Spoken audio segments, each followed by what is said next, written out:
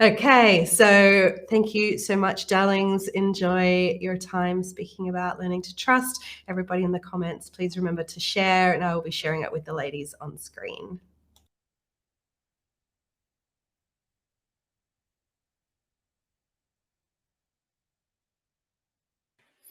There we go. Okay.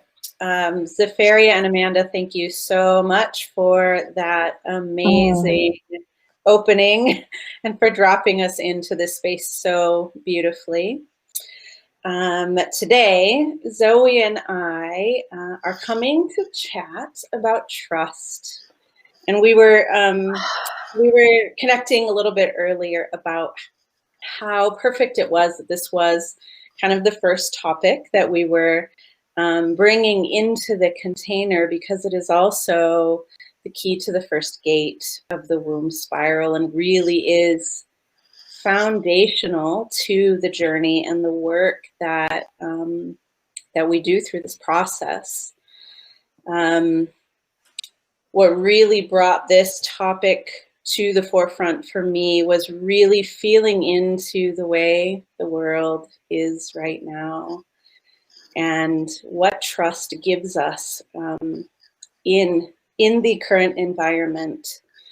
So before I get chit-chatting too much, Zoe, I would love for you to introduce yourself a little bit and maybe share what trust has done for you. Yeah, thank you so much. I feel like I've just been in like a deep womb and now I'm like coming out to talk. But yeah, wow, I love, like, you just want to reiterate what you said about this being the first topic of the day, because it's the first big focus when you go through the womb spiral or you join the temple. And like, so bit of background, I'm a womb spiral practitioner. So I've been through the womb spiral a couple of times. I've been a practitioner for, I think, about almost a year now, and I've taken about 11 women through this process. And yeah, for me, trust, when I was getting ready to come on this call and like dropping into what I wanted to share, I was feeling into how before I joined the temple and went through this process, trust for me was such like a mental construct. It wasn't an embodied experience.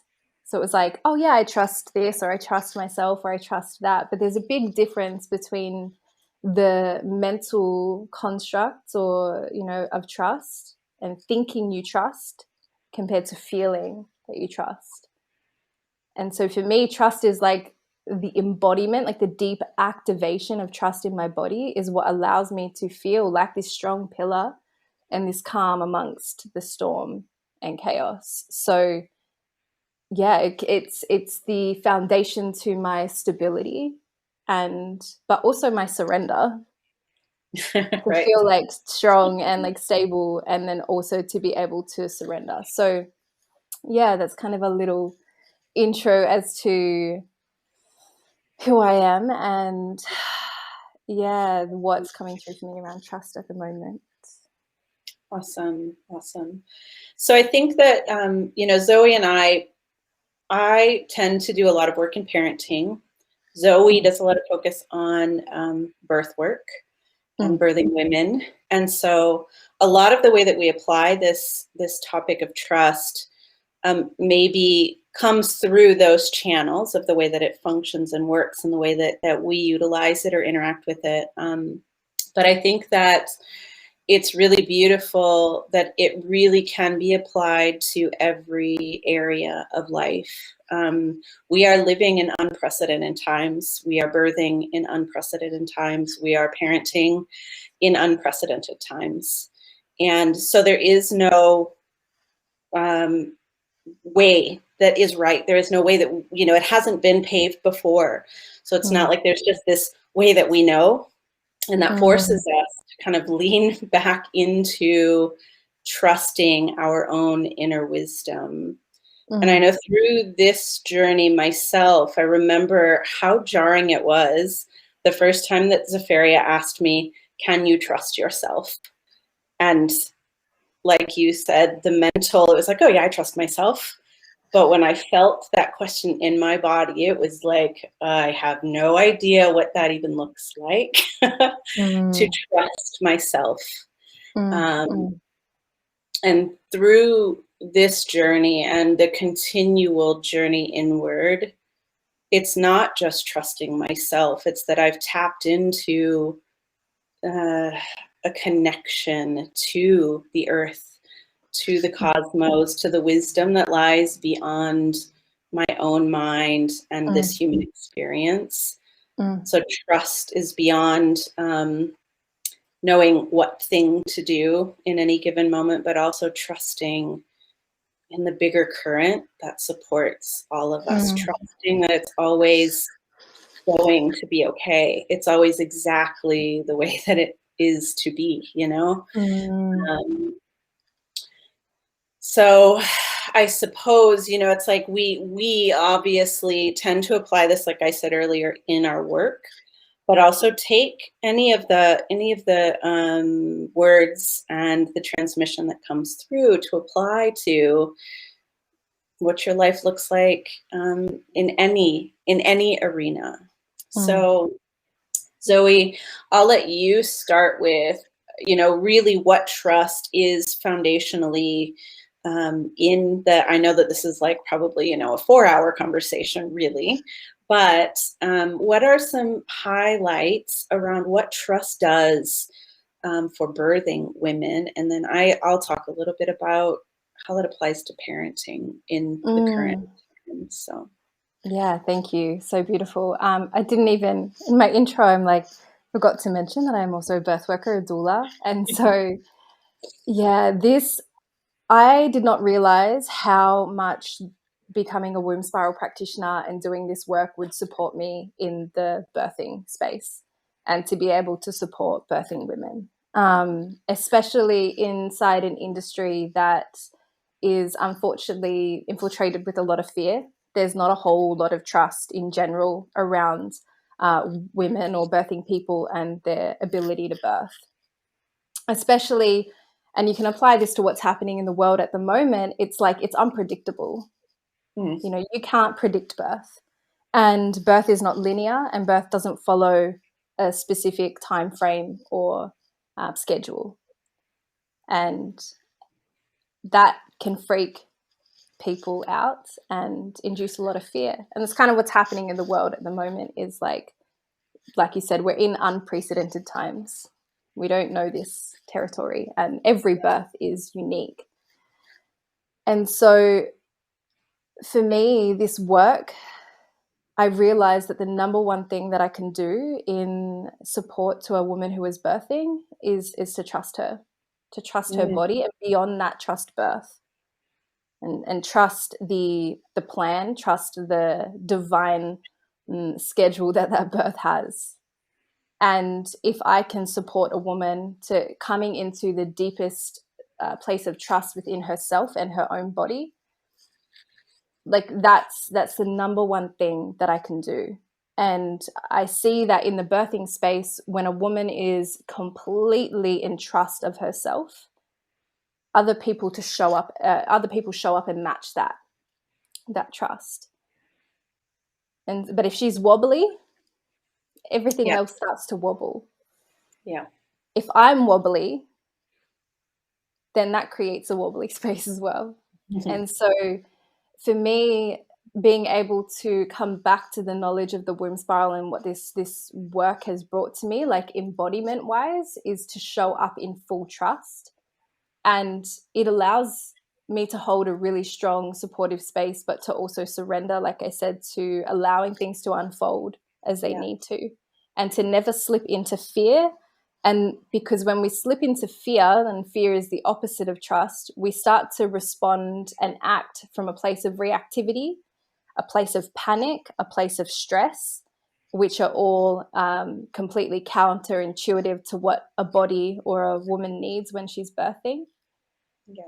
And we start to overreact, and we make decisions not from an intuitive space, but from a mental space, and from a place, like I said, of reactivity. So for me, in the birth space, trust is the key. Like, trust is the key. And it's honestly like broken my heart to see how in society in general we do not trust women, and we don't trust bodies, and we don't trust one of the most natural things on this earth.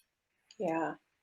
And I get that there are sometimes things that go wrong or happen, but if we don't even give it a chance, if we don't trust, and we don't give ourselves a chance if we don't trust. So you can apply what I'm saying not just to birth but to any area. We're already saying it's going to fail or something's going to go wrong if we go in with fear, or if we go in wanting to manage, or if we go in assuming the worst. And so for trust, you know, the way that I talk about birth and what I think is possible, I have some people say to me like that I'm like that it's like when you're trusting and you're like painting a picture for what's the potential, that it's setting people up to fail, because what if things go wrong? And I always say, well, I would rather shoot for the fucking like infinite beyond and land somewhere in the stars if that's the case. Yeah. So for me, and like she might even be watching right now, but I have a beautiful pregnant woman who's going through the womb spiral with me right now. And it just gives me shivers. I swear I cry every time we like do a different gate and level, because of how powerful this work is to support. We are essentially clearing and liberating the birthing channel. And so when we can trust that channel, the things that potential of what can happen is incredible. So I hope that answers your question. But it's like, for me, trust has to be the foundation for birth. Like, it has to be. Absolutely. For everybody.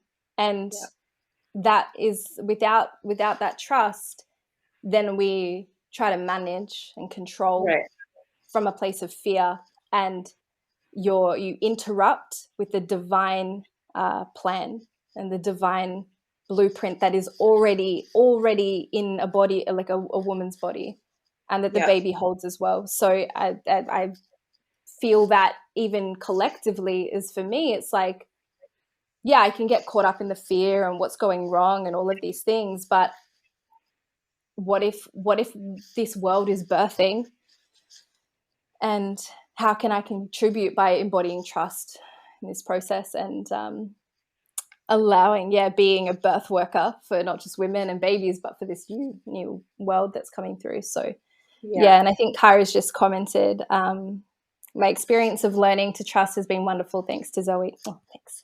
Currently pregnancy, doing womb spiral with her, along with doing doula support.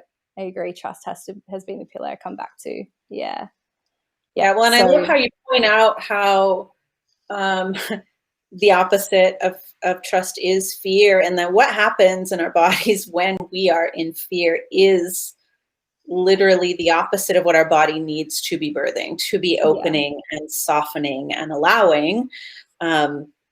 Fear doesn't do that in our bodies, you know, and it feels like I have 2 kiddos, and both were birthed in a hospital. So I understand the very mental train of thought and the built-in fear around the whole process. It's all focused on all the things that could go wrong, and trying to negate and manage that, versus trusting that there really is a divine journey for everybody involved, even if it doesn't look the way we ideally thought it would. You know, like when you said trying to navigate or to negate things that could go wrong, and even like the next level of trust is that it's not negative, it's not wrong, it's a part of the whole experience, and allowing that to be present and part of it. And I just love how this applies literally to life right now on this planet. You know,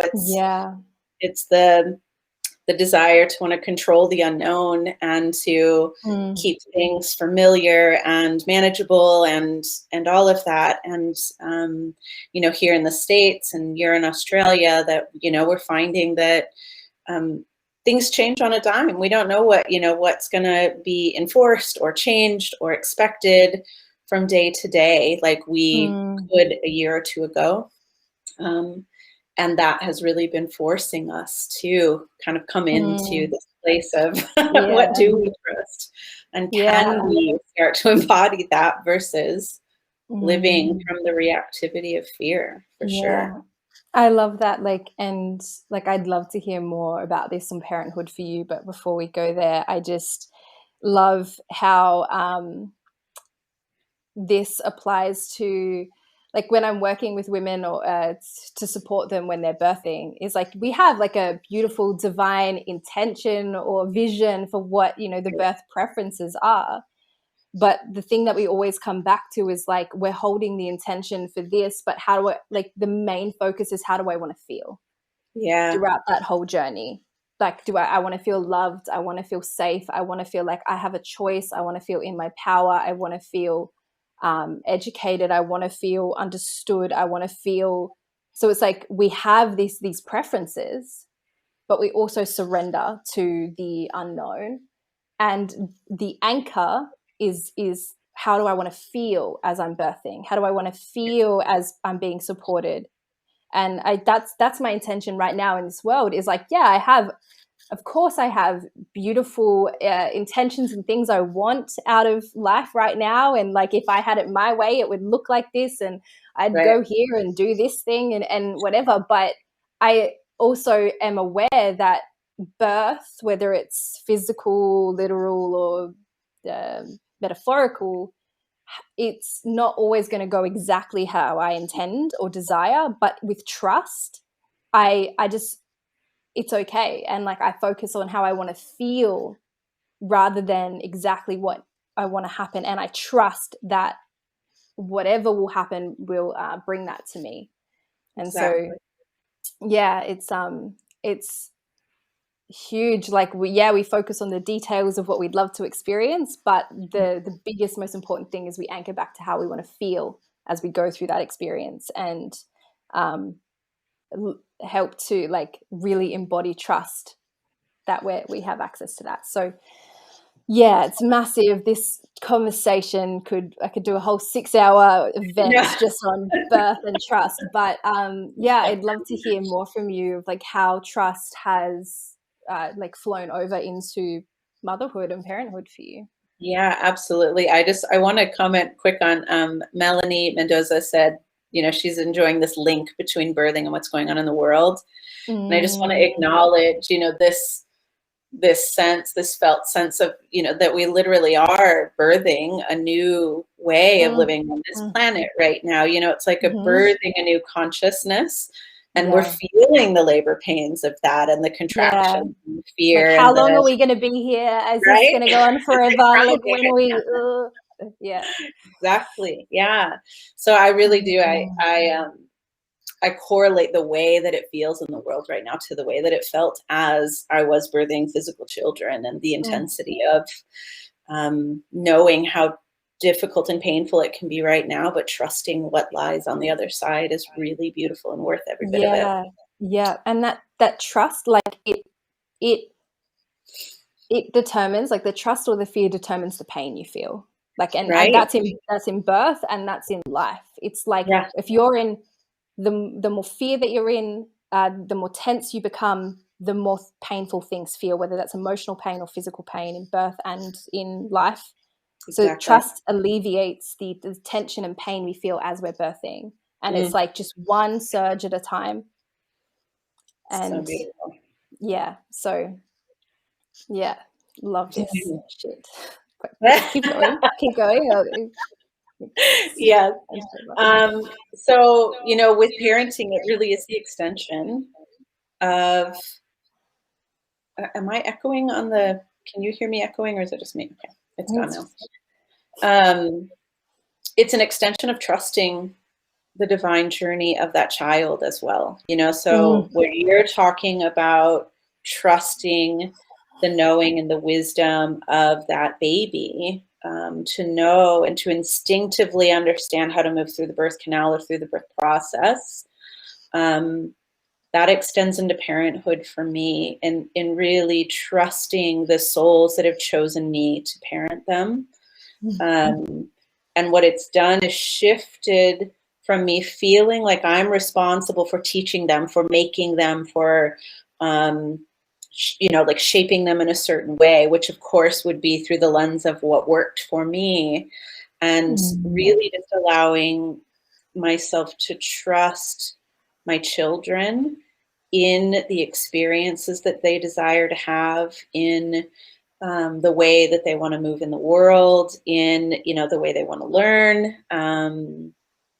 And what that does is really allow for more ease in the process. Like you said, I could be doing it in fear and acting, reacting really, and trying to manage and control something that is uncontrollable. I mean, I don't know about you, but all of the places where, adults or parents tried to manage me are the places where in my adulthood I had to work to liberate myself. Oh yeah, yeah. So, it's uncontrollable in that way. Maybe in that time frame, it's manageable, but when you really trust in the soul of a being, in the soul of humanity, you understand that it's always going to make its way to the forefront, to the surface, to lead. And utilizing trust in parenting has allowed me to support that journey along the way, to hopefully not be creating a lot of barriers and walls for my kids that they have to then undo later in life, and create more space for them to really just become their fullest self, and to feel loved and supported in that in the whole way. And it really requires me to trust myself too, trusting how to guide them, what is enough, what's not enough, what's too much, like really coming back to my body and not overthinking it, but this expert said, and that expert said, and the books say, and the parenting experts, and it's like, my children, I have two unique children who are very different within our family. It's like each of these two kids are almost opposite. And then just in the whole world, they're their own unique people. So there is no book or way, that would necessarily be right for my kids 100% of the time. And so I can worry about that and freak out about that and like try to figure it all out, or I can trust that where we're at, what we're facing, what they're asking for, what's coming through the way that, is coming through me to guide them, is exactly what needs to be, is exactly the perfect right thing. And it's, again, applicable to the wider picture as well. It's not just kids, but recognizing the soul of the people around us. And that, whether it's the people that we love and that we resonate with, or the people that we just can't seem to understand and feel a lot of resistance or anger or frustration towards, when we can trust that it's all perfect, that we're all exactly where we need to be on our journey, it shifts like from this kind of personal reactivity to just like an acceptance and an openness and love for what is happening. It's not good or bad. It's not right or wrong. It just is. And we can trust that it's going exactly where it needs to. So you can imagine that if everybody was embodying that, how much easeful the birthing process would be. I'd love to know, like, do you feel like you always parented this way, like from when you first had children, or like trusting your children in that way and trusting their souls? Or was that something that you, like, along your journey had to really work to get to? And I'd love to know, if it wasn't how you started out, the differences you saw in your children when you started embodying that. Yeah. So I have a 15-year-old and a 10-year-old. And the 15-year-old, when I had her, I was like, like a reactive, wounded, like trauma-driven person, very much so, like very reactive, and still very much so in my conditioning. And so I was operating in, what seemed normal. And there was a lot of fear, but I think that having her is what caused me. It was like, this is a soul, like this is a magical creature that I have right here in front of me, and recognizing that when I would do the thing that I was supposed to do, it caused tension and it caused frustration. It caused separation versus connection in our relationship. And so that's really what started to guide me towards, like, I can't force this magical creature to do anything that she doesn't want to, like, I could spend my whole life trying to fit her in a box, but I didn't have the energy, partially. But beyond that, it was like really recognizing that she knew what she wanted and what she desired to be. And I had to start to address my resistance and my fear around that, because she didn't have that fear.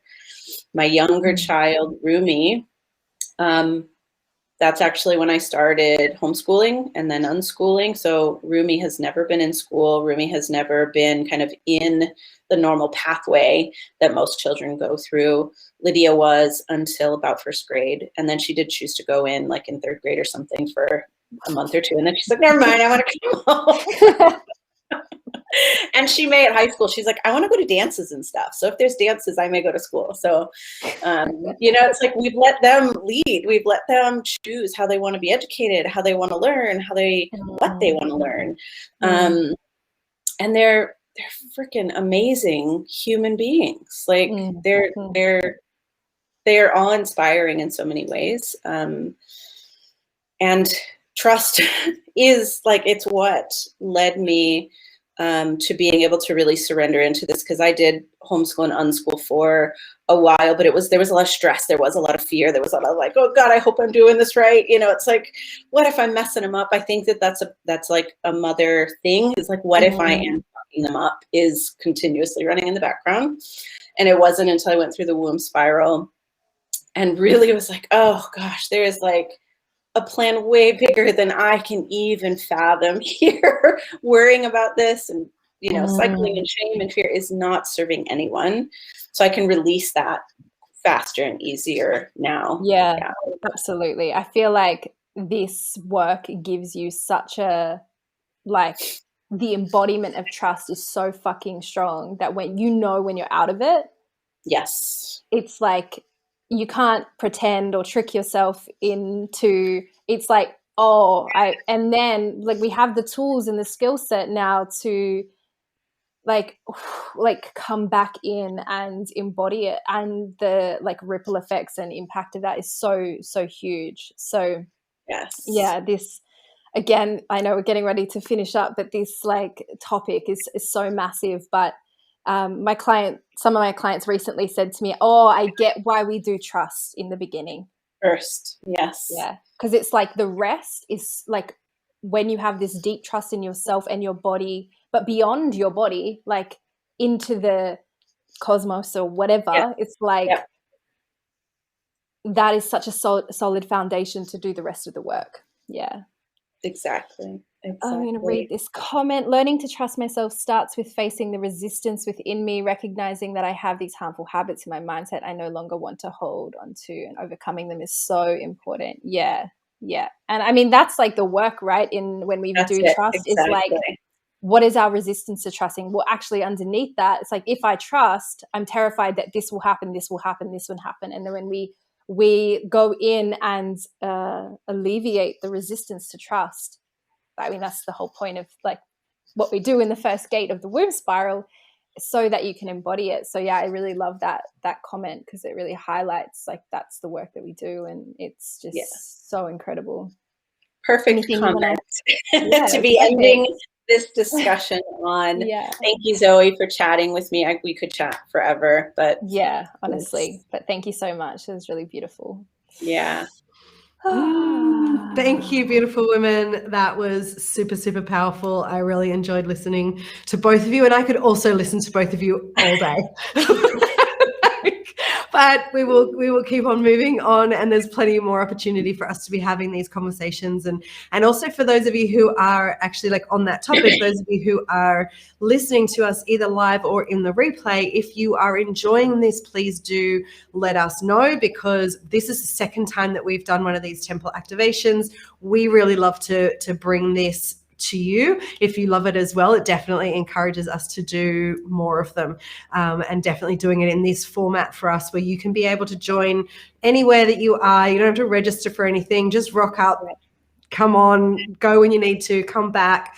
We really enjoy being able to offer this to you. So please do make sure you let us know if you're enjoying this and if this is working for you. And we've got another thank you before we go from Melly Mendoza. Amazing. Thank you, gorgeous women. I believe that Jamy is staying on, and I'm bringing Bridget to come and join you. So let me say thank you, Zoe. We'll see you again a little bit later.